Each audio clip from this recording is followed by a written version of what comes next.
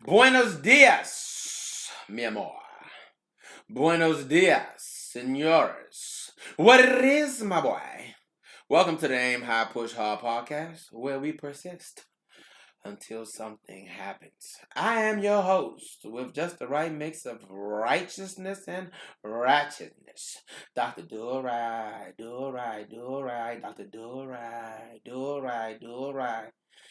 Aim high to the left, push hard to the right. Aim high to the left, push hard to the right. On today's show, I want to speak to you about why I don't think it is advisable to receive the COVID-19 vaccine at this point. Okay, here we go. Now, normally, before you receive a vaccine, it takes about 18 months for a vaccine to be structured in a lab. And then it takes about a 6 to 12 month post-market analysis where they do double-blinded randomized control studies using a control group. That's when the doctors don't know what drug they're giving to the patients, and the patients don't know what drug they're taking. That's the only way in history, from my readings, that vaccines have been able to come into formation. Now, with this COVID-19 vaccine, it just keeps formulating into different substances. It's like a meiosis, like a mitosis, like a cell multiplication. We get a hold of it and then it replicates. We get a hold of it, it replicates. It causes hemorrhages. It causes kidney failure. It lodges into the respiratory tract. It lodges and attaches onto the pleural lining of the lungs, and it suppresses your respiratory breathing. It suppresses your respiratory breathing so much so that doctors are just putting you on ventilators, giving you albuterol. And one thing that I've noticed in the hospital that I have a disdain for is that doctors have been giving Z-Packs. Z-Packs is Zithromax, guys. If you know Zithromax, it's one of those drugs that you give to moms when you tell them their kids have a viral illness, but they don't want to leave you alone, and they keep belaboring you with, but I know he has a bacterial infection because he keeps coughing. My 13-year-old son, he keeps coughing. So you say, okay, here's a Z-Pack. Just hold it for 48 hours, and if it doesn't get better, take it. But it's a viral infection. You just go home, give him some supportive meds, give him some rest, give him plenty of fluids, give him some Mucinex, and he'll be okay. But you give Z-Pack. So basically, doctors have overprescribed Z-Packs for viral illnesses, causing Zithromax to have community-acquired resistance. Zithromax is the same as azithromycin. Now, the other drug that doctors have been instructed to give for COVID-19 is doxycycline.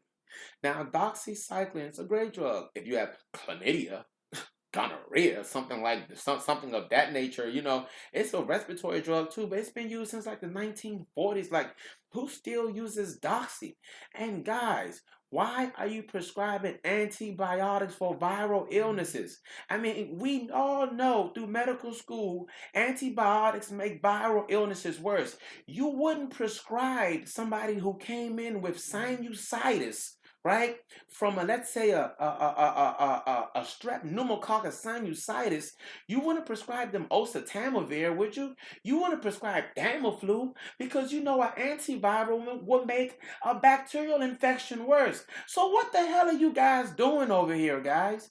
And then you have all these black doctors up on TV that didn't tell us to wear a mask, but all of a sudden they're saying, hey guys, I took the COVID-19 vaccine, so you should go ahead and take the COVID-19 vaccine too. Man, if you don't get your black angel mama looking ass up out of here, who the hell you think you are? How much you getting paid for the promo? How much Pfizer paying you? Because they stock is still $38, but Moderna stock went up $178. Oh, ho, ho, ho, ho, ho. Who is competing? Big Pharma? Big crooks? Big Pharma? Whoever the hell you are. So, all this pushing, and then the media is just terrifying people. They're making people so scared, man. I mean, 84% of the people that acquire COVID-19 have already acquired it. You probably had a headache. You probably had some fatigue. You probably had some loss of respiratory function, some decreased FiO2, and you've been feeling sluggish and you've been feeling tired. So you've probably already came in contact with the COVID-19 virus, and your body has already made antibodies to it anyway. So them just forcing you to go and get a vaccine is just a double whammy. And I don't know what the hell they putting inside your goddamn body. Shit, these motherfuckers might pop up on you at Domino's while you ordering a pizza and be like, boop, boop. State your number. No, that's just a joke. So, guys, okay, I'm going past my 5-minute limit here. So I just wanted to tell you, let's just wait until the ninth inning, like a baseball game. I think we're in the first inning of this thing. So I wouldn't recommend everyone run out and get the COVID-19 vaccine right now. Okay, and I just don't think it's a smart idea. It wouldn't be a prudent decision for everyone to run out and go and get a COVID vaccine when we don't know what the vaccine does. We don't have any information. We don't have enough information about the vaccine to know that this vaccine won't cause Bell's palsy. If you don't know what Bell's palsy is a disease that you get when your eyelid has ptosis and your eyelid droops down and the side of your mouth droops down and you start slurring and spits and saliva starts to drool from your mouth. It's caused by many things. Nobody knows what it's really caused by, but it's sort of iatrogenic, which means the hospital causes it or a virus causes it or something causes it. It's not really nosocomial, but Bell's palsy can be caused,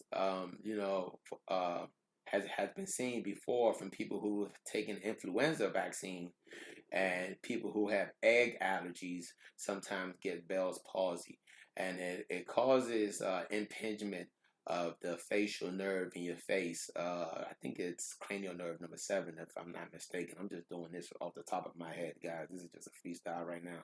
I really didn't want to even do this podcast here, Yes, but I just felt like I needed to.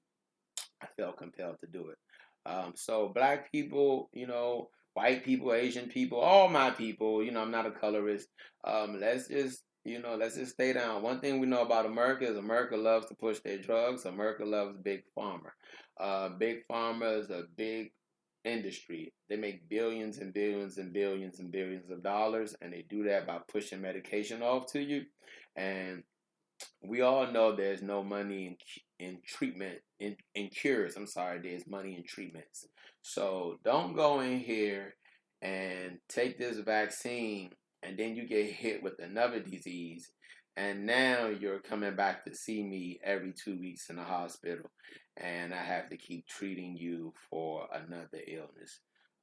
Stay smart, wear your mask, stay vigilant, stay cognizant of, people with coughs, people with colds.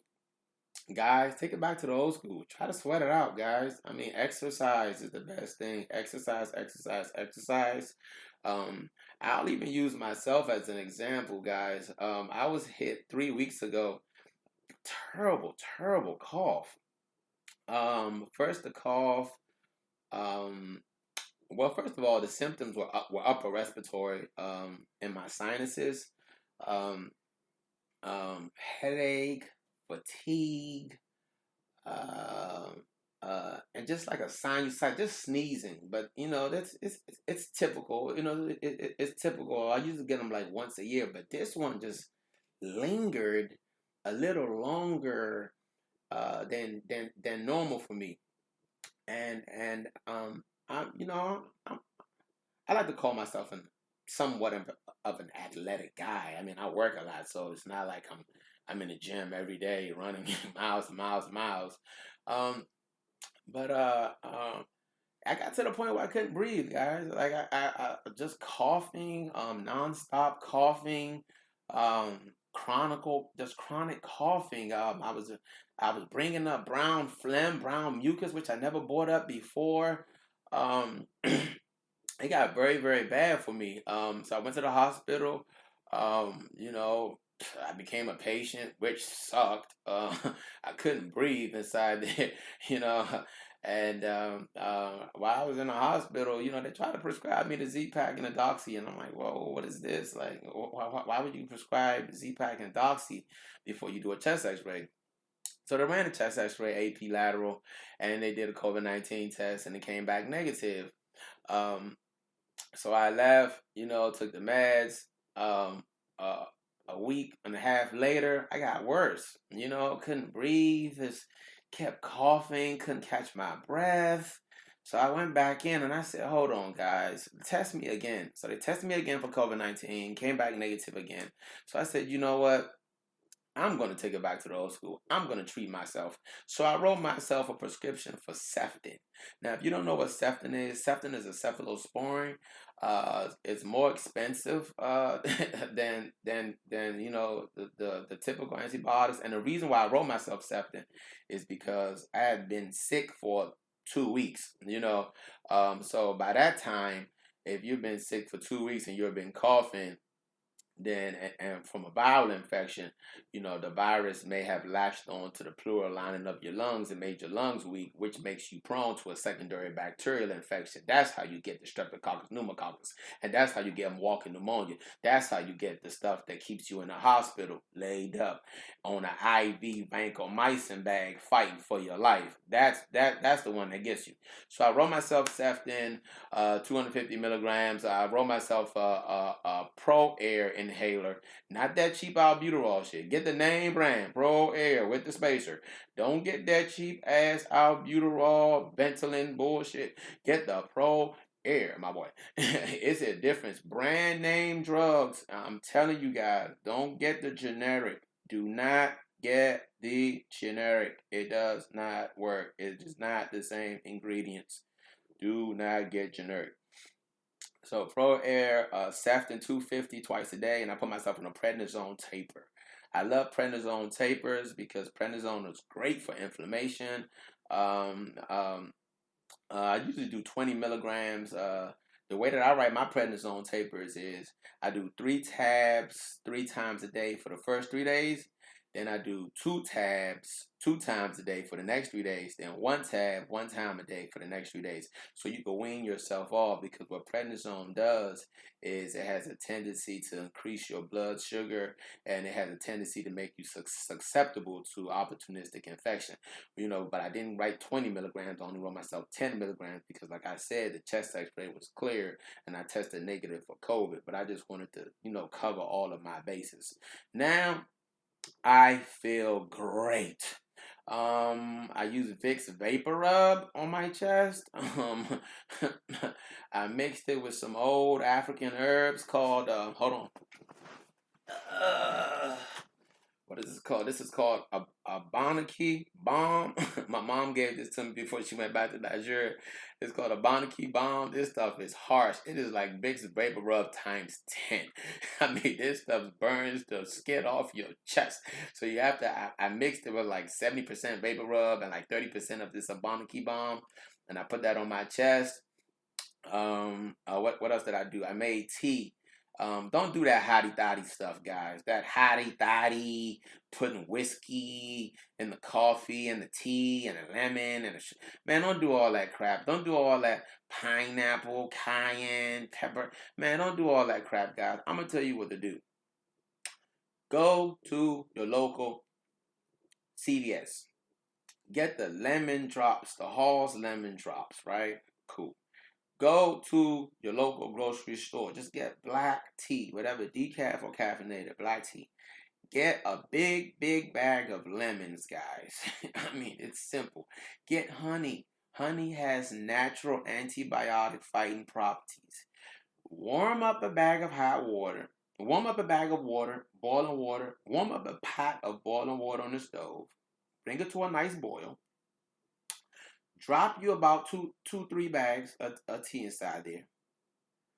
Take a lemon, chop that thing up, Squeeze it up in there. I like about 3 lemons. Squeeze it up in there.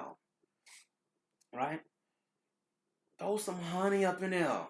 You know, get liberal with the honey. Get liberal with the honey. Give me some honey, baby. Give me some honey, baby. Get liberal. Honey has natural antibiotic fighting properties, guys. Get liberal with the honey. And then you drop them Halls drops inside there. Drop them Halls drops inside there. Stir that baby up. Stir that baby. Stir that baby. Stir that little baby. Put it in a cup. Sip on that thing. Sip on that thing. Take that Vicks Vapor rub it all over your chest, rub it around the inside of your nostrils. You know, rub it on the nostrils, on the nearest of the nostrils, man. You know, rub it on there. And guys, yes, I'm going to tell you something that works that nobody likes to do. It's called cardiovascular exercising. Do some jumping jacks, mother. Do some sit-ups, do some lift-ups, do some toe touches, do something to sweat. You got to sweat this stuff out. You're going to feel tired. You're going to feel fatigued, but you got to sweat it out. And you know what, guys? There's one thing that I know that worked for me. Fresh air. Like just going outside and just walking around. I'm not saying go outside and run. It's cold as hell. But fresh air, fresh air, fresh air. Take a deep inhalation. Through the nostril.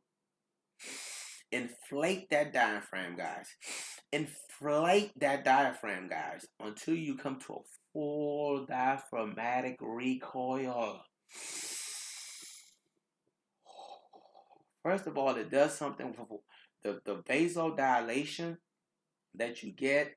It's kind of like it releases endorphins in your brain. Endorphins are the feel-good hormones in your brain that just makes you feel relaxed. You know, it releases that serotonin, that dopamine that you need that just makes you feel relaxed. And you need to get that heart rate up, guys. You remember when you get your heart rate up, your body naturally provides these T lymphocytes and these B lymphocytes that help you naturally fight these viruses and help you naturally fight these infections off. So we have to get proactive. We have to protect our own self-interest because the government is not protecting your self-interest, guys. So protect your own self-interest. Protect yourself. Be smart, guys. Always be smart. You know, and like I said, 84 to 90% of the people that acquire COVID-19 don't die from it. It's a small percentage actually die from it. So don't let the media and don't let the TV get you into a frenzy and make you think you're about to die and the world is about to end, guys. I mean, come on, guys. We've had Spanish flus. We've had Ebola virus. We've had H1N1. You know, everybody didn't die, guys. We persevered. One thing I want to tell you right now that you can do that will also help you is drink Pedialyte. Pedialyte, they have the secret to advanced rehydration and how to replenish your electrolytes. Don't drink Gatorade. It's loaded with tons of sugar that ravages your nerves and causes diabetes. Drink Pedialyte. That's what the pros drink. And that's what I drink. And it's great for kids. Also, guys, you need to drink my juice, guys. It's called Creative Juices, guys. Okay, we have the Apple Pleaser, which is all natural apple juice without any added preservatives or GMO. You know, the chemicals that attribute to the cause of cancer. We have the green filter, which filters toxic chemicals and waste from your body. We have the orange shitter, which is an all-natural, organic orange juice that will put you on the commode and clean that shitter. However, the vitamin C will be reabsorbed back into systemic circulation. We have the pineapple teaser. Yes, that's right. I said that right. The pineapple teaser. All organic pineapple juice to tease your taste buds with just the right amount of umami flavor, which is a Japanese word that means a pleasant, savory taste. All our juices here at Creative Juices are made fresh to order and are natural pressed organic fruits and vegetables. For my listeners with inflammation, insomnia, aches, and pains, we have CBD D, not to be confused with THC. Don't call the DEA on me. Infused organic juices. Don't hesitate to place an order today. We will deliver to your front door for an added fee. Health is wealth, and quality healthcare isn't free with your cheap ass. Church.